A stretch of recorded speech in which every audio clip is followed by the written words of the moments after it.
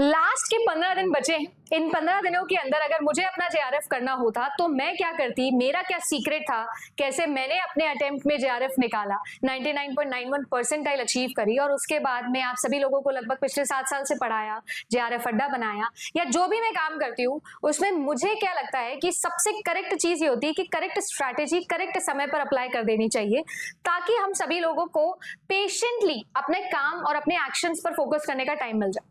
अब आप सभी लोगों की एग्जामिनेशन डेट आई है और एग्जामिनेशन डेट के अंदर आप सबको पता होगा कि 22 जून है, पर इससे पहले मैं आपको ये बता दूं कि आपके पास में बहुत सारे कंफ्यूजन्स होंगे, क्या करें कैसे करें ये और वो। मैं आपको आज एक सिंपल 3 स्टेप फॉर्मूला बताने वाली हूँ जो आप लास्ट 15 दिन में अचीव कर सकते हो। वीडियो के एंड में मैं आप लोगों को मेरे सीक्रेट स्ट्रेटेजी भी बताऊंगी जो मैंने अचीव करी थी, तो वीडियो ध्यान से देखना, चैनल पर नए हो तो सब्सक्राइब कर लेना। अब मैं आप लोगों को बताती हूँ एक सिंपल सा पॉइंट। हमेशा एक चीज याद रखिएगा, जब मेरे पास में लास्ट के 15 दिन बचे तो पेपर 1 पेपर 2 के अंदर मुझे क्या करना है और उसके बाद में रिविजन के लिए मुझे क्या क्या करना चाहिए या कैसे कैसे रिविजन करना है वो मैं आपको बताती हूँ। सबसे पहली चीज तो ये भूल जाना कि कितने घंटे पढ़ना है। ये सवाल आपके मन में अब आना ही नहीं चाहिए, क्योंकि अब आपको जब समय मिलेगा, जैसे समय मिलेगा, जो समय मिलेगा आपको पढ़ाई पर लगाना है। You don't just have to think this way कि यार कितने घंटे पढ़ना है। पेपर 1 और पेपर 2 दोनों के लिए आप लोगों को टाइम निकालना पड़ेगा। जब समय मिलेगा तब पढ़ना होगा। आपका जो पेपर ज्यादा वीक है उस पर ज्यादा टाइम दीजिए, दैट इज इट। अब हमेशा ये चीज याद रखना, इस वक्त ये 3 M's जो है वो आपके काम आने वाले हैं। आप सभी लोगों को जो है वो पेपर 1 और पेपर 2 दोनों ही जो है वो मैराथन वाइज जाना है। अब आप सभी लोग ये मैराथन जो है वो YouTube के ऊपर फ्री ऑफ कॉस्ट भी देख सकते हो, पेड के ऊपर भी जो आपकी क्लासेस है उसको भी मैराथन रन बना के देख सकते हो। एक टॉपिक पूरी की पूरी क्लास देखिए, टॉपिक पूरी की पूरी क्लास देखिए। You have to go topic wise not unit wise. And then आता है आप लोगों के एमसीक्यू सॉल्विंग, जहां से भी कर रहे हो जैसे भी कर रहे हो। MCQ solution is very important. इसी एमसीक्यू सॉल्यूशन के अंदर आप लोगों का प्रीवियस ईयर क्वेश्चन सॉल्यूशन भी आ जाता है। जेआरएफ अड्डा पर भी 10 साल के प्रीवियस ईयर करवाया ना इग्निशन बैच के नाम से, that is very very important. And इसके बाद में लास्ट में आता है आप लोगों का मॉक टेस्ट। जितने अच्छे से मॉक टेस्ट अटेम्प्ट करोगे, मॉक टेस्ट अटेम्प्ट करने का करेक्ट रीजन पकड़ोगे उतना बेटर है। आप सभी लोगों को एटलीस्ट हर 2 दिन के अंदर एक मॉक टेस्ट देना ही देना है, ताकि आप सभी लोगों का वो जो एग्जाम प्रेशर होता है ना कि वो 180 मिनट आप कैसे मैनेज करोगे, वो डर आपके अंदर से निकल जाएगा, वो पैनिकनेस जो है ना वो आपके अंदर से निकल जाएगा। अब इसके साथ साथ इंपॉर्टेंट ये है कि आपने ये तो समझ लिया, ये तो शायद आप पहले भी कर रहे होंगे, बट लास्ट के 15 दिनों के अंदर जो आपको जिताने वाला है ना वो है आप लोगों का रिविजन। जितना अच्छा रिविजन होगा उतना अच्छे सिलेक्शन के चांसेस होंगे। ज्यादातर बच्चे एक प्रॉब्लम करते हैं टू मच करने की, जो मुझे ऐसा लगता है, और इसीलिए रिजल्ट से 0.6% जाता है।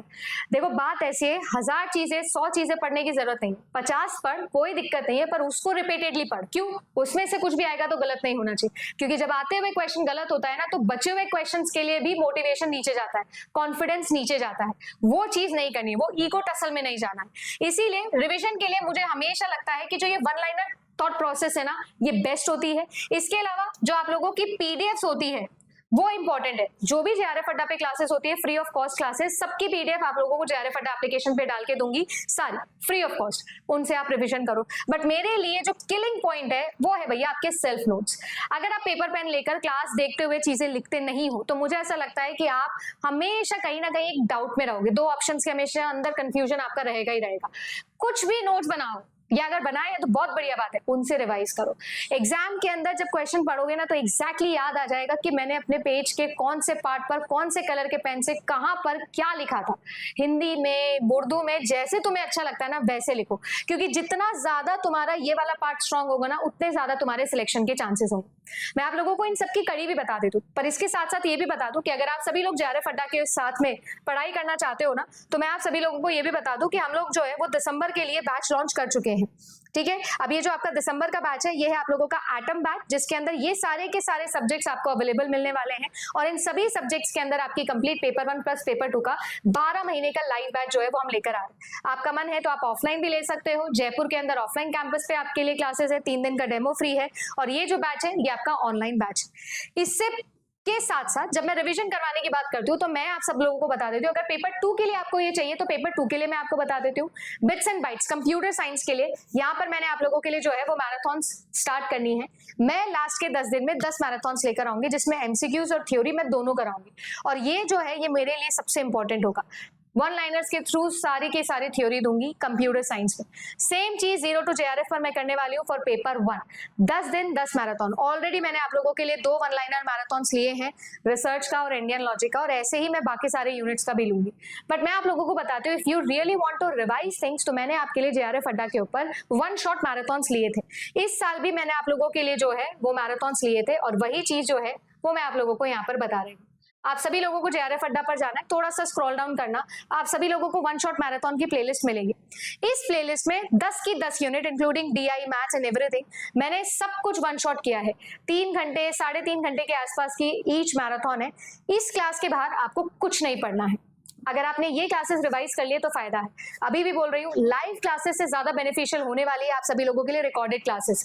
इन मैराथन्स को देखो, सेल्फ स्टडी में टाइम इन्वेस्ट करो, क्योंकि लाइव क्लास के अंदर आप लोगों का अभी भी मैं मानती हूँ कि टाइम वेस्ट हो सकता है। जब मैं बात करती हूँ आप सभी लोगों के लिए इस पूरी स्ट्रैटेजी की, तो मेरा सीक्रेट क्या है वो मैं आपको बता देती हूँ। अक्सर बच्चों को ऐसा लगता है कि ये कर लेते हैं, वो कर लेते हैं, ये वो, पर एक्चुअली बहुत सारी चीजें करते समय ना हम मैनेज नहीं कर पाते। मैं आपको करके भी दिखाऊंगी, एक एग्जाम्पल भी दूंगी इसके बाद में। पहले समझो, सबसे इंपॉर्टेंट चीज है कि क्या हम लोग कीवर्ड्स पिक कर पा रहे हैं। चाहे पेपर 1 का कोई क्वेश्चन हो, पेपर 2 का कोई क्वेश्चन हो, कुछ भी हो, क्या आप कीवर्ड्स पिक कर पा रहे हो कि यार ये क्वेश्चन इस चॉइस से होगा, ये क्वेश्चन इस चॉइस से होगा। एप्लीकेशन सीख पा रहे हैं क्या? कभी कभी जरूरी नहीं है कि डायरेक्ट कीवर्ड आपको मिले, तो क्या मैं क्वेश्चन के अंदर कॉन्सेप्ट को अप्लाई कर पा रही हूँ या नहीं कर पा रही? क्या मेरी रीडिंग कॉन्सेंट्रेशन है, किस लेवल की रीडिंग कॉन्सेंट्रेशन है? क्यों? क्योंकि रीडिंग कॉन्सेंट्रेशन अच्छा होगा तो ही एप्लीकेशन हो पाएगा, तभी कीवर्ड्स ढूंढ पाओगे। तो जब मैं स्क्रीन के ऊपर क्वेश्चन को पढ़ रही हूँ तो मैं किस तरीके से पढ़ रही हूँ, किस स्पीड में पढ़ रही हूँ, कैसे पढ़ रही हूँ, पिच कैसा है, कहाँ पॉज लेना है, कहाँ पॉज नहीं लेना है। ठीक है, एक साथ शंकर महादेवन बन के पूरा ब्रेथलेस तरीके से पढ़ जा रहे हो, या एक्चुअली में एक एक वर्ड को ध्यान से पढ़ रहे हो। मल्टीपल टाइम्स पढ़ना is not a good thing. एक बारी में ही ऐसा पढ़ो ना कि आप लोगों को उसके मेजर हाईलाइट समझ में आ जाए, and then work for accuracy. ज्यादातर बच्चे जो है वो स्क्रीन के ऊपर जब ये टाइमर चलता रहता है ना, टिक टिक टिक टिक टिक, बस इसके ऊपर ध्यान देते हैं, जल्दी से आंसर करने की कोशिश करते हैं। यूट्यूब के ऊपर भी जब भी MCQ सॉल्व करवाते हो ना, जल्दी से आंसर करने की कोशिश करते हो, और वहां पर होगी सिली मिस्टेक्स। ये नहीं करना है। लास्ट के 15 दिनों में फोकस करो एक्यूरेसी के ऊपर, कोई दिक्कत नहीं है।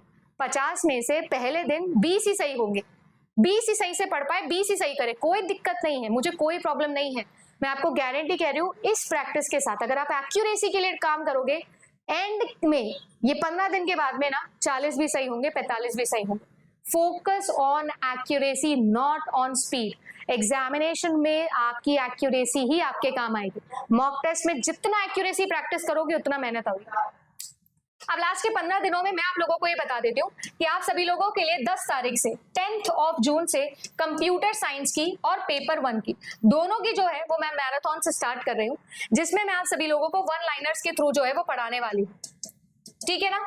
अब देखो, 0 to JRF पर पेपर 1, बिट्स एंड बाइट्स के ऊपर कंप्यूटर साइंस पेपर 2 तो होगा ही, साथ ही साथ आप सभी लोगों के लिए जो है वो मैं JRF अड्डा के ऊपर MCQ प्रैक्टिस स्टार्ट कर रही हूँ, जिस MCQ प्रैक्टिस के अंदर मैं डेली आप लोगों को एक यूनिट के 100 MCQs करवाने वाली हूँ। 9 AM वाले हमारे सेशन के अंदर हर यूनिट वाइज कराऊंगी। 10 की 10 यूनिट है, 100 एक्सपेक्टेड क्वेश्चन।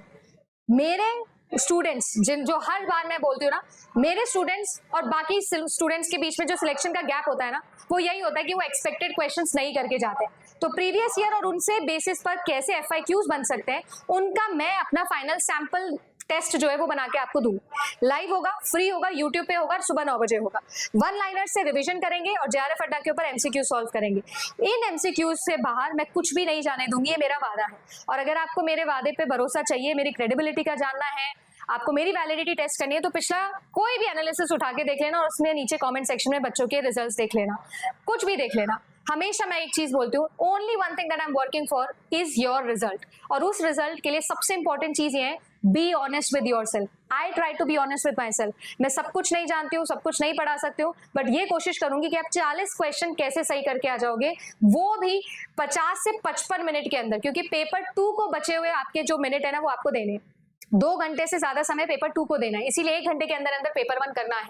तो पेपर 1 में भी ये होगा, कंप्यूटर साइंस में भी ये होगा। उम्मीद करती हूँ कि मेरी स्ट्रैटेजी ये 15 दिन की जो है उसे आप लोग फॉलो करोगे और आप लोगों का सिलेक्शन होगा। अगर आप सभी लोगों को स्ट्रैटेजी अच्छी लगी तो कमेंट सेक्शन में बताना, वीडियो कैसा लगा ये भी जरूर बताना, क्या मोटिवेशन हाई हुआ बताना, कंफ्यूजन क्लियर हुआ ये भी बताना, और फिर भी कोई कंफ्यूजन आपको रह जाता है तो भी कमेंट सेक्शन में एकदम ओपन डाउट क्लियर कर रखो। जो भी आपके डाउट्स है मुझे बताना, क्योंकि मैं आप लोगों के लिए ओपन माइक लेकर आ रही हूँ। ओपन डाउट क्लियरिंग सेशन रखेंगे, जो भी आपके डाउट्स है सब लिख दो कमेंट सेक्शन में, मैं अगले डाउट क्लियरिंग सेशन में यूट्यूब पे आप लोगों को सारे डाउट सॉल्व करवा। Good luck.